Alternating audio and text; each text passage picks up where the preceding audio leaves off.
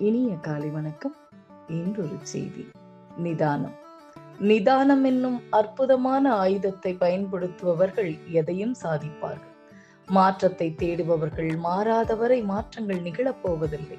எதிர்பார்த்து கொண்டிருந்தால் எதுவும் கிடைத்து விடாது. எதிர்கொண்டால் மட்டுமே எதுவும் எளிதில் கிடைக்கும். சில காயங்கள் ஆறாமல் இருப்பது நல்லது. மீண்டும் காயங்களை ஏற்படுத்தி கொள்ளாமல் இருக்க வீசப்படும் கல்லிலும் பேசப்படும் சொல்லிலும் கவனமாக இருங்கள். வீசப்படும் கல் உயிரை கொள்ளும். தவறாக பேசப்படும் சொல் உயிரோடு கொள்ளும். களைத்து விடப்படும் என்று தெரிந்தே வாசலில் தீட்டப்படுகிறது வண்ண கோலங்கள். வாழ்க்கையில் சில ஆசைகளும் அப்படித்தான்.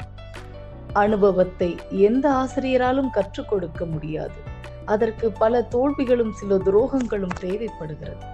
ஒழுக்கம் என்பது உயிர் போன்றது.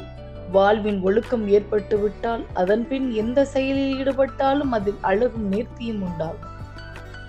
இறந்த காலத்தில் புதையுண்ட அனைத்துமே நிகழ்காலத்தில் பொக்கிஷம்தான். மனித இதயம் எத்தனை சோதனைகள் வந்தாலும் தாங்கும் தன்மை கொண்டது.